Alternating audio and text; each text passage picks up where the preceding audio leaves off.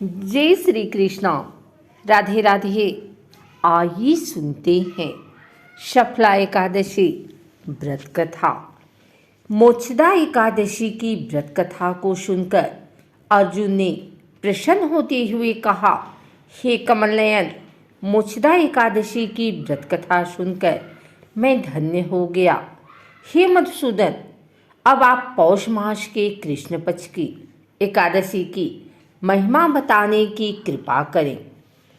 उस एकादशी का क्या नाम है? उस दिन किस देवता की पूजा होती है और उसके व्रत का विधान क्या है? मुझ पर कृपा करते हुए यह सब आप मुझे विस्तार पूर्वक बताएं।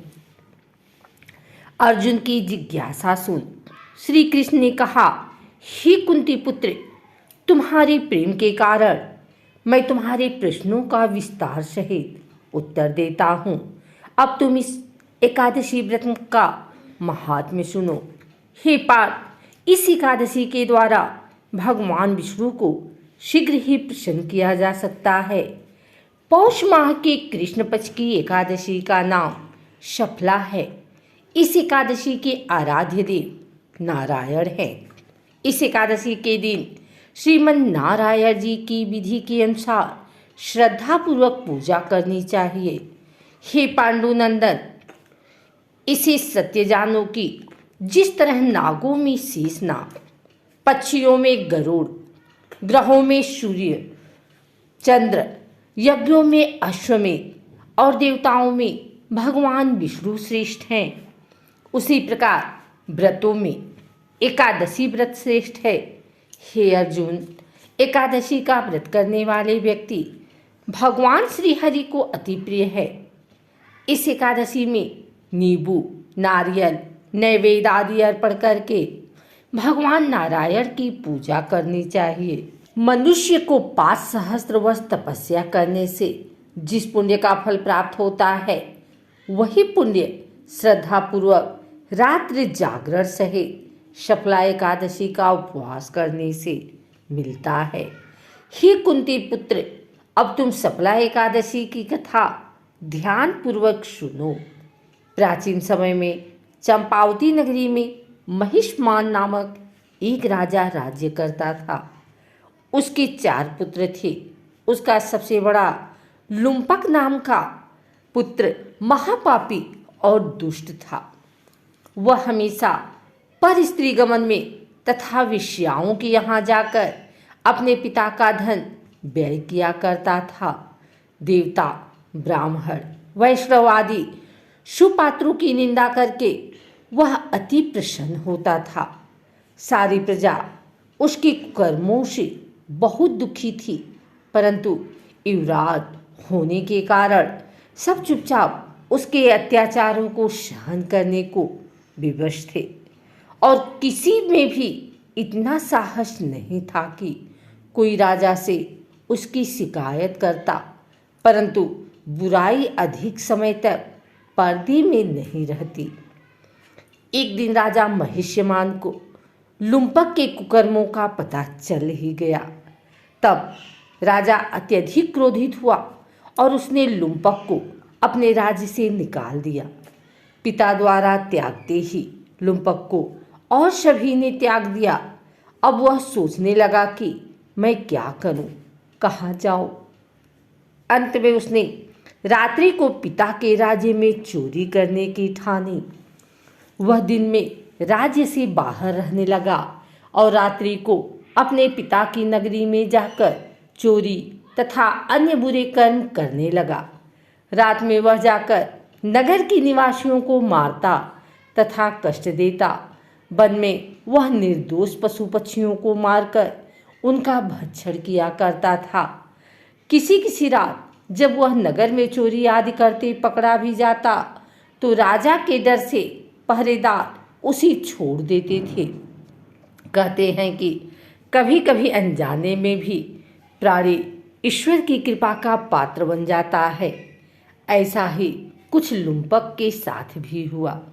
जिस वन में वह रहता था वह वन भगवान को भी बहुत प्रिय था।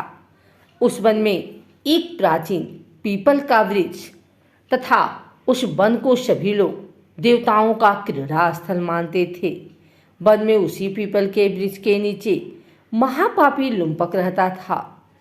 कुछ दिन बाद पौष मास के कृष्ण पक्ष की दशमी के दिन वस्त्रहीन होने के कारण लुम्पक तेज ठंड से मूर्छित हो गया। ठंड के कारण वह रात को सो न सका और उसके हाथ पैर अकड़ गए। वह रात बड़ी कठिनता से बीती, किंतु सूर्य के उदय होने पर उसकी मूर्छा नहीं टूटी। वह ज्यों का त्यों पड़ा रहा। सफला एकादशी की दोपहर तक वह पापी मूर्छित ही पड़ा रहा। जब सूर्य के तपने से उसे कुछ गर्मी मिली, तब दोपहर में कहीं उसे होश आया और वह अपने स्थान से उठकर किसी प्रकार चलते हुए वन में भोजन की खोज में फिरने लगा। उस दिन वह शिकार करने में असमर्थ था, इसलिए पृथ्वी पर गिरे हुए फलों को लेकर पीपल के वृक्ष के नीचे गया। तब तक भगवान सूर्य अस्तांचल को प्रस्थान कर गए थे। भूखा होने के बाद भी वह उन फलों को न खा सका, क्योंकि कहा तो वह नित्य जीवों को मारकर उनका मांस खाता था और कहाँ फल। उसे फल खाना तनिक भी अच्छा नहीं लगा। अतः उसने उन फलों को पीपल की जड़ के पास रख दिया और दुखी होकर बोला, हे ईश्वर, यह फल आपको ही अर्पण है, इन फलों से आप ही तृप्त हो। ऐसा कहकर वह रोने लगा और रात को उसे नींद नहीं आई। वह सारी रात रोता रहा। इस प्रकार उस पापी से अनजाने में ही एकादशी का उपवास हो गया।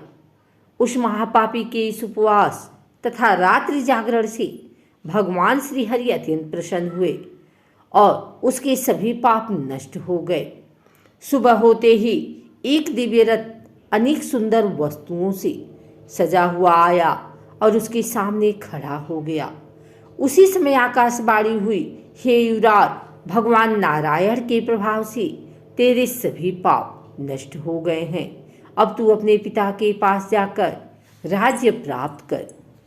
जब यह आकाशवाणी लुम्पक ने सुनी तो वह अत्यंत प्रसन्न होते हुए बोला, हे प्रभु, आपकी जय हो। ऐसा कहकर उसने सुंदर वस्त्र धारण किए और फिर अपने पिता के पास गया। पिता के पास पहुंचकर उसने सारी कथा पिता को सुनाई। पुत्र के मुख से सारा वृतांत सुनने के बाद पिता ने अपना सारा राज्य तत्क्षण पुत्र को सौंप दिया और स्वयं वन में चला गया। अब लुम्पक शास्त्रानुसार राज्य करने लगा। उसकी स्त्री, पुत्र आदि भी श्री विष्णु के परम भक्त बन गए। वृद्धावस्था आने पर वह अपने पुत्र को राज्य सौंपकर भगवान का भजन करने के लिए वन में चला गया और अंत में परम पद को प्राप्त हुए। हे पार्थ, जो मनुष्य श्रद्धा और भक्ति पूर्वक इस सफला एकादशी का उपवास करते हैं, उनके सभी पाप नष्ट हो जाते हैं और अंत में मुक्ति प्राप्त होती है। हे अर्जुन, जो मनुष्य इस सफला एकादशी के महात्म्य को नहीं समझते, उन्हें पुंछ और शिंगों से विहीन पशु ही समझना चाहिए। सफला एकादशी के महात्म्य को पढ़ने अथवा श्रवण करने से प्राणी को राजसूय यज्ञ के समान फल प्राप्त होता है। यह सफला एकादशी की कथा हमें भगवान के अति कृपालु होने का भान कराती है। यदि कोई मनुष्य अज्ञानवश भी प्रभु का स्मरण करे तो उसे पूर्ण फल की प्राप्ति होती है। यदि मनुष्य निश्चल भाव से अपने पापों की क्षमा मांगे तो भगवान उसके बड़े से बड़े पापों को भी क्षमा कर देते हैं। लुम्पक जैसा महापापी भी भगवान श्री हरि की कृपा से वैकुंठ का अधिकारी बना। अगर आपको हमारी वीडियो अच्छी लगी हो तो इसे लाइक करें, कमेंट करें, शेयर करें। हमारे चैनल को सब्सक्राइब करके बेल नोटिफिकेशन ऑल पर सेट कर लें ताकि आगे आने वाली वीडियो सबसे पहले आप तक पहुंच सके। धन्यवाद।